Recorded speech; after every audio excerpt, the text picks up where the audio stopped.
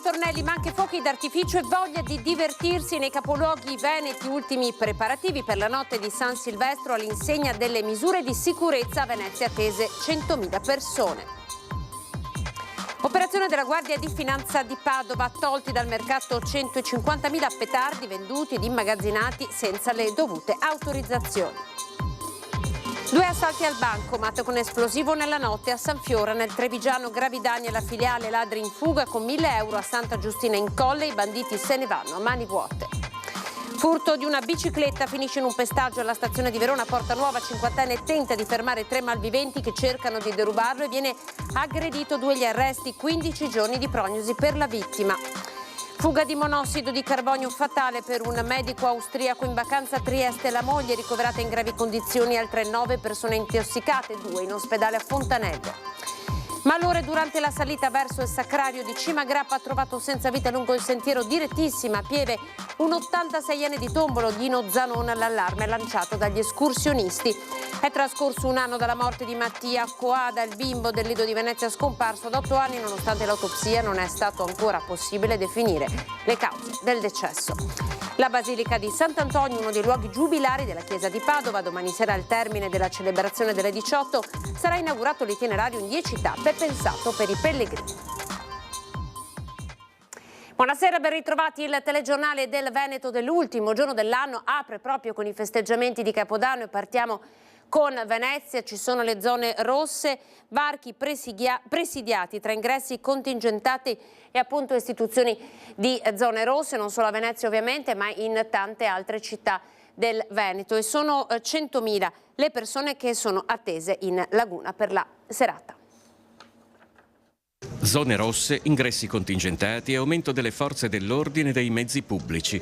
Già la mattina dell'ultimo giorno dell'anno, anche Piazza San Marco mostra parecchi segnali del fatto che, oltre che una grande festa, Capodanno rappresenti un enorme impegno di gestione dell'ordine pubblico. In questi casi a Venezia arrivano oltre 100.000 persone. La maggior parte a mezzanotte sarà qui per vedere i fuochi d'artificio sulla laguna. Lungo la riva sono accatastate le ringhiere che delimiteranno le aree. Gli ingressi saranno contingentati. Palazzo Ducale è già stato recintato lungo tutte le arcate. Il Ponte della Paglia è già stato diviso per senso di marcia. Il Capodanno 2024 segnerà peraltro l'introduzione delle cosiddette zone rosse, un provvedimento del Ministero dell'Interno che incarica le prefetture delle grandi città di istituire specifiche aree i cui accessi saranno sotto stretto controllo per respingere chi è ritenuto pericoloso o con precedenti per reati contro la persona o il patrimonio. Non è certo il caso di questa ragazza di New York. È per la terza o quarta volta a Venezia e passerà il Capodanno al matrimonio di un amico che ha deciso di sposarsi qui proprio nella notte di passaggio dal vecchio al nuovo anno. È contento della bella serata che lo attende a Venezia il turista tedesco, tornato qui dopo 8 anni, anche, dice, alla ricerca del bel tempo, che evidentemente in questo periodo non si trova in Germania. E una visita lampo invece è quella della studentessa cinese in Francia. Già stasera sarà a festeggiare il 2025 a Firenze. Il suo è comunque un caso isolato. Gli alberghi di Venezia segnano buoni dati di occupazione delle stanze. Siamo molto vicini a non a tutto esaurito, ma siamo già a un 80-85% e contiamo di andare verso il 90% entro la serata.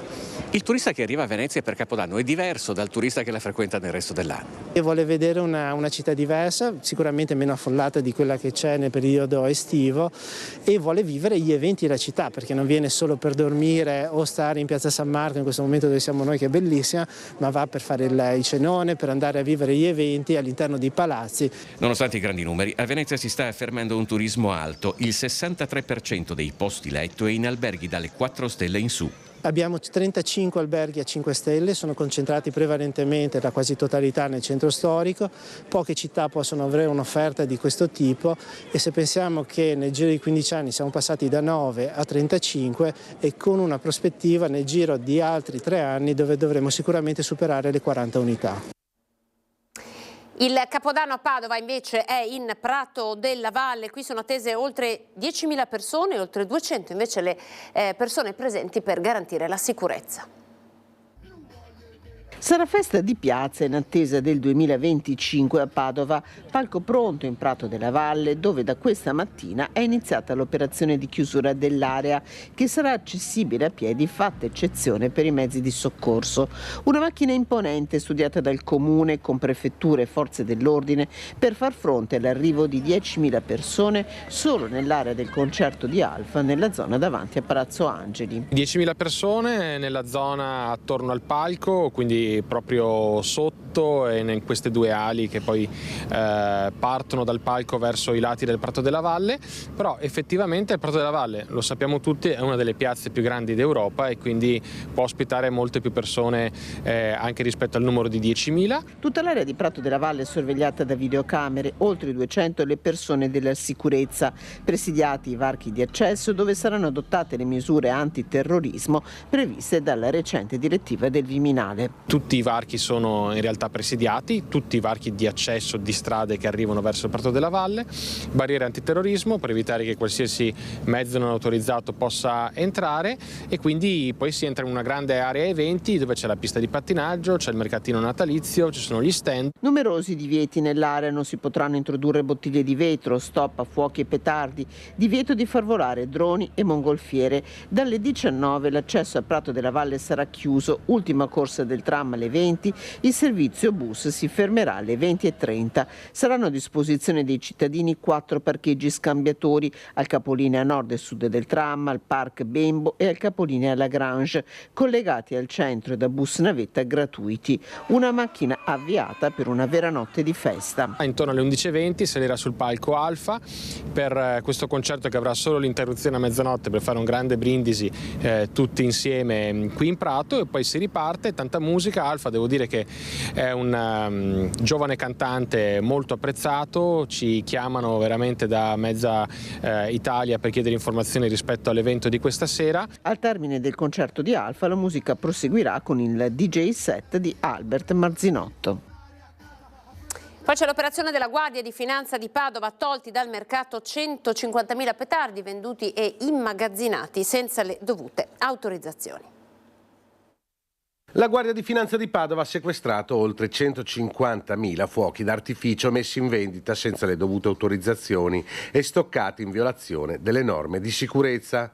L'operazione nasce da attività di monitoraggio del territorio provinciale, grazie al quale è stato possibile individuare significativi quantitativi di articoli pirotecnici in 3 negozi in provincia di Padova. Nel corso di 2 interventi eseguiti dai finanzieri del gruppo in città, in zona stazione ferroviaria e a Maserà, presso 2 attività commerciali gestite da cittadini cinesi, è stata rilevata la presenza del materiale pirotecnico e i relativi controlli hanno consentito di rinvenire e sequestrare circa 120.000 articoli che, seppur regolari dal punto di vista della fabbricazione, erano detenuti senza le necessarie licenze e stoccati unitamente a materiale altamente infiammabile. A Tribano, nella Bassa Padovana, invece, gli uomini della finanza hanno sequestrato 30.000 fuochi d'artificio che erano custoditi non seguendo le corrette norme di sicurezza. Erano stoccati infatti in un magazzino con altro materiale altamente infiammabile come bombole di gas. Restiamo a Padova, paura nel pomeriggio a Limena per un incendio che ha distrutto il semi-rimorchio di un mezzo pesante parcheggiato in via Battisti in zona industriale, carico di copertoni. La nuvola nera ha creato allarme. Il comune di Limena ha invitato i cittadini via precauzionale a tenere chiuse le finestre. L'incendio è stato spento dai vigili del fuoco e le indagini sono in corso. Siamo nella Marca trevigiana, salto al bancomat la notte scorsa, la filiale di San Fior, di sopra la Banca Prealpi San Biagio, magro il bottino. All'1:30 abbiamo sentito un botto e praticamente siamo corsi perché io e mio figlio abbiamo la camera qua e io ho detto non è un petardo perché è troppo forte.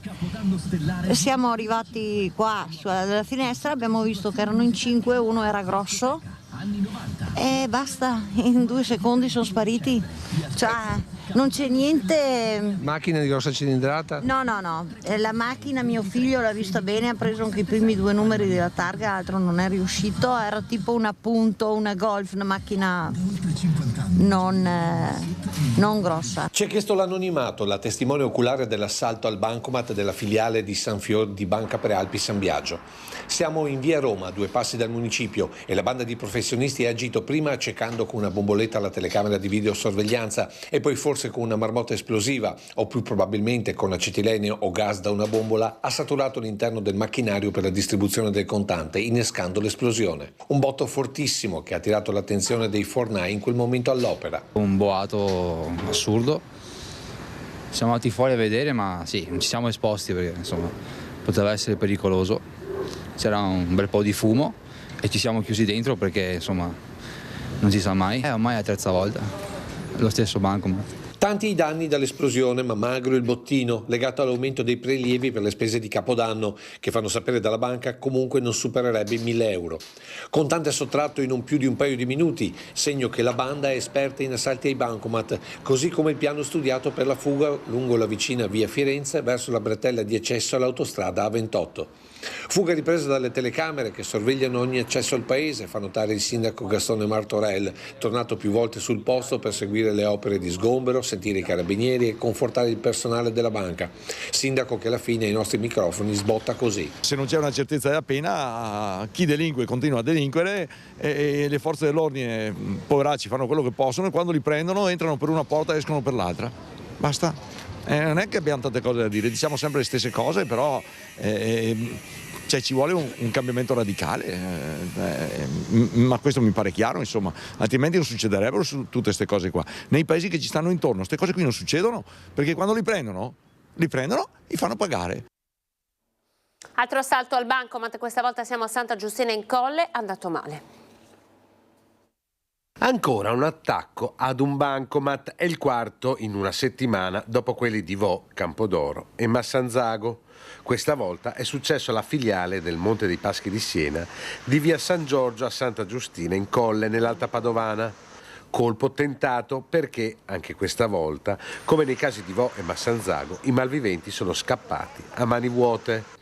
I banditi sono arrivati a bordo di un'auto di grossa cilindrata qualche minuto prima delle 4 di mattina. Dopo aver forzato il bocchettone da dove si ritira il contante, hanno posizionato all'interno del forziere una cosiddetta mattonella satura di polvere pirica. Hanno poi creato un innesco con una batteria d'auto. Molti i danni al bancomat e alla struttura per l'esplosione. In pochi minuti sul luogo sono arrivati i carabinieri del nucleo radiomobile di Cittadella e i colleghi della stazione di Campo San Piero, ma i malviventi erano già fuggiti. Dopo il primo sopralluogo, i militari dell'Arma hanno diramato le ricerche dell'auto sospetta. Sono stati organizzati più posti di controllo in zona, ma al momento chi ha colpito è riuscito a farla franca. Resta molta apprensione a Padova, in provincia, per quello che è il 4º colpo nel giro di pochi giorni. Una banda che probabilmente è alle prime armi con gli esplosivi, visto che anche a Santa Giustina in Colle, come a Vo e a Massanzago, è scappata senza riuscire a portare via niente. La cronaca ci porta a Verona con 2 persone che hanno tentato di rubare una bicicletta posteggiata sul marciapiede del piazzale della stazione di Verona Porta Nuova. Quando il proprietario se ne è accorto, ha tentato di fermarli, lo hanno aggredito con violenza. Sono 3 i nordafricani che hanno poi tentato di fuggire, 2 di loro, un 22enne e un 33enne, sono stati bloccati e arrestati dalla polizia per tentata rapina aggravata in concorso e lesioni personali aggravate in concorso. Entrambi accompagnati in carcere a Montorio in attesa dell'udienza di convalida. La vittima è un 50enne, è stato portato al pronto soccorso, gli sono state diagnosticate lesioni giudicate guaribili in 15 giorni. In stazione la Polfer è intervenuta anche per fermare un ragazzino di 16 anni che si era rifiutato di pagare il biglietto, fatto scendere dal treno. Addosso gli è stato trovato un coltello a serramanico con una lama di 20 centimetri. Ancora una fuga di monossido di carbonio all'origine della tragedia, è costata la vita a un medico austriaco in vacanza. Siamo a Trieste, nell'appartamento di via Crispi. Monossido killer in centro a Trieste. La vacanza si è trasformata in tragedia per un medico austriaco di 63 anni, Bernd Urlesberger, ucciso dalle esalazioni del gas tossico. Sua moglie è ricoverata in gravi condizioni a Cattinara. Altre 9 persone sono rimaste intossicate. Il dramma ieri sera al quarto e ultimo piano del palazzo al Civico 5 di Via Crispi, nell'appartamento di proprietà della coppia originaria di Graz. I vigili del fuoco sono entrati con l'autoscala e hanno trovato l'uomo disteso sul letto, già morto probabilmente da diverse ore, mentre la moglie era a terra gravemente intossicata e in stato confusionale, ma ancora vigile. Secondo i soccorritori che hanno dovuto trascinarla via a forza, la signora è viva per miracolo. La coppia si trovava da un paio di giorni a Trieste, come faceva spesso, in questa occasione per trascorrere le feste di fine anno con alcuni amici austriaci. Sono stati questi ultimi che, dopo alcuni vani tentativi di contattarli sia al telefono che direttamente a casa, sono andati in questura, facendo così scattare l'allarme. La polizia ha quindi informato la figlia della coppia che vive a Graz. Pronto l'intervento dei vigili del fuoco che insieme al personale sanitario hanno soccorso non solo la moglie ma altre 9 persone tra residenti e turisti ospiti nel vicino bed and breakfast. La donna è ricoverata in camera iperbarica in condizioni critiche ma non in pericolo di vita. Stesso trattamento per altri 3 intossicati, un minorenne, un 18enne e suo padre. Gli altri non sono in gravi condizioni, alcuni rimangono in osservazione, qualcuno è stato già dimesso. Ieri sera la polizia ha chiuso la via Crispi all'altezza dell'incrocio con via Carducci per consentire le operazioni di soccorso. La procura con il magistrato di turno Iozzi ha aperto un fascicolo per far luce sull'accaduto. I vigili del fuoco hanno rilevato nell'appartamento della coppia 160 parti per milione di monossido di carbonio, ma al piano sottostante il livello era addirittura 3 volte superiore, pari a 460 parti. Fortunatamente gli inquilini del terzo piano sono in vacanza. Gli accertamenti per individuare l'origine della fuga sono ancora in corso, ma l'ipotesi più probabile è quella di un problema alla canna fumaria. E sintomi di intossicazione da monossido di carbonio anche nella Marca trevigiana. Siamo a Fontanelle.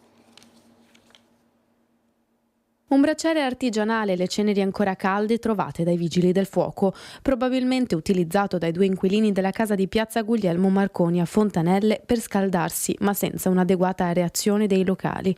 Sarebbe quella l'origine dell'intossicazione da monossido di 2 persone ora ricoverate in ospedale. I 2 manifestavano infatti sintomi riconducibili all'intossicazione da monossido di carbonio, stanchezza, debolezza muscolare, stato di confusione e perdita di equilibrio. Scattato per questo il sopralluogo di una squadra dei vigili del fuoco di Motta di Levenza nell'abitazione dove è stato rinvenuto il braciere.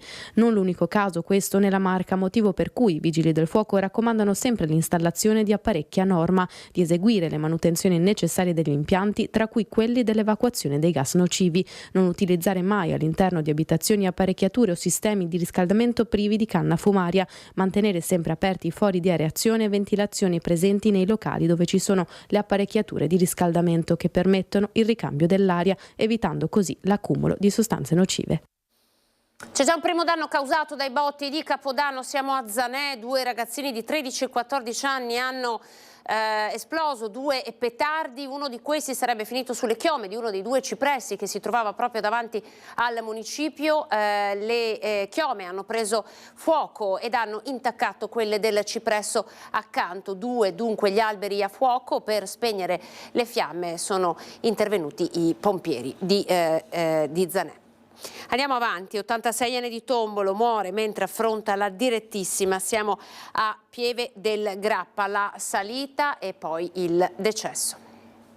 Forse un malore tra le cause del decesso di Dino Zanon, 86enne di Tombolo, trovato senza vita a Pieve del Grappa, lungo il sentiero 106, conosciuto come la Direttissima, percorso molto impegnativo che porta dal santuario della Madonna del Covolo di Crespano al sacrario di Cimagrappa.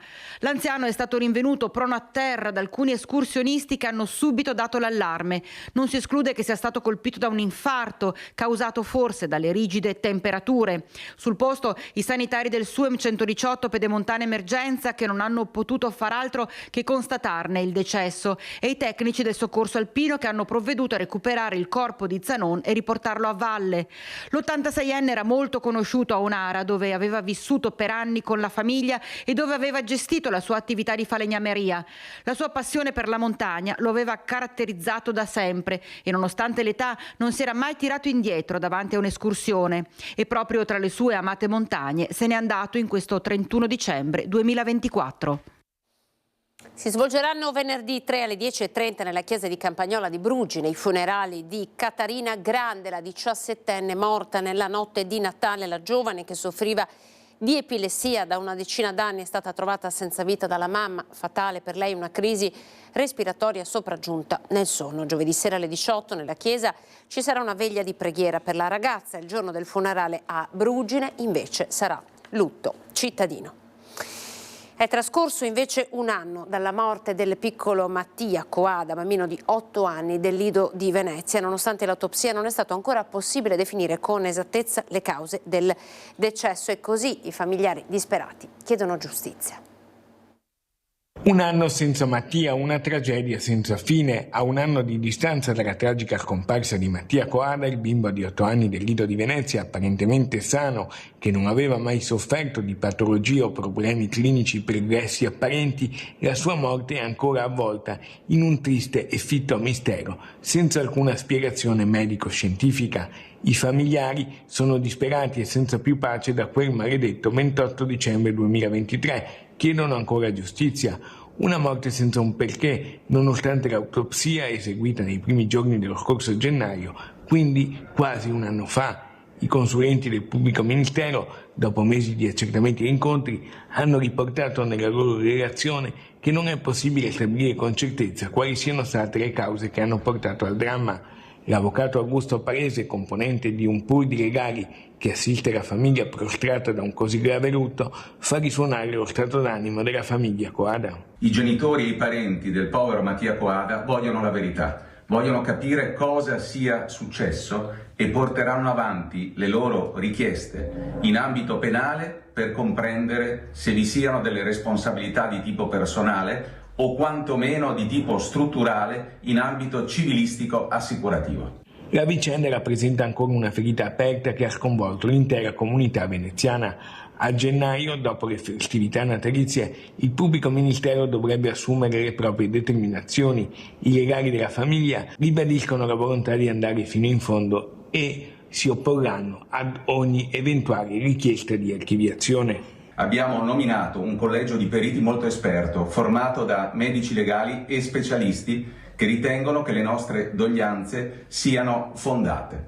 Attenderemo ora le determinazioni della Procura veneziana dopo l'accertamento tecnico non ripetibile che si è svolto e poi assumeremo tutte le strategie che riterremo adeguate.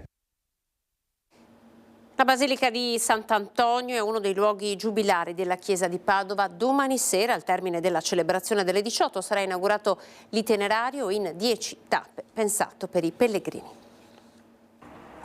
Si aprirà ufficialmente con l'anno nuovo, al termine della Santa Messa delle 18 del 1 gennaio, il cammino del Giubileo al Santo.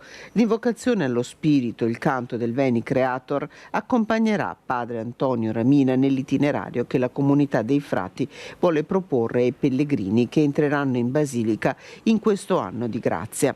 Accanto alle forme classiche della liturgia e del sacramento della riconciliazione, sono 10 le tappe dedicate ai pellegrini che partiranno dal cuore della Basilica, l'Arca del Santo. La prima tappa di questo pellegrinaggio, in cui si potrà affidare proprio a Sant'Antonio ogni sogno, ogni desiderio, ogni preghiera che portiamo nel cuore, lì vicino la cappella della Madonna Mora, e proprio con le parole di Sant'Antonio possiamo affidarci alla Vergine Madre, alla cappella di San Giuseppe, e poi ci si potrà affidare alla parola di Dio. Questa è una tappa che è stata pensata proprio per valorizzare il tema dell'ascolto. Ciascun pellegrino potrà accogliere un versetto della Sacra Scrittura che in questa tappa viene posto all'evidenza, fino ad arrivare alla cappella delle reliquie, dove quest'anno in modo eccezionale sarà portato al centro della cappella stessa uno dei reliquiari più importanti, che custodisce l'apparato vocale di Sant'Antonio. Per i pellegrini attesi in Basilica è stata pubblicata una guida al pellegrinaggio intitolata Pellegrini di Speranza con Sant'Antonio, che propone, tappa dopo tappa, un itinerario spirituale con momenti di raccoglimento e preghiera. La guida è stata stampata in 7 lingue, italiano, inglese, francese, spagnolo, tedesco, portoghese e polacco, e sarà disponibile gratuitamente all'ingresso del santuario durante l'Anno Santo. Invitiamo tutti ad accogliere questo evento di grazia che credo ci aiuti a recuperare l'essenziale della nostra fede, cioè il senso della misericordia di Dio che viene sempre incontro a noi donandoci in pienezza la sua benevolenza, e il senso della solidarietà tra di noi. Infatti ogni pellegrinaggio è davvero pellegrinaggio nella misura in cui viene concepito e vissuto nella condivisione con altri. Con le parole di padre Antonio Ramina finisce qui il telegiornale del Veneto. Grazie per essere stati con noi. Dopo di noi c'è il telegiornale di Venezia. Arrivederci e ancora buon ultimo giorno dell'anno.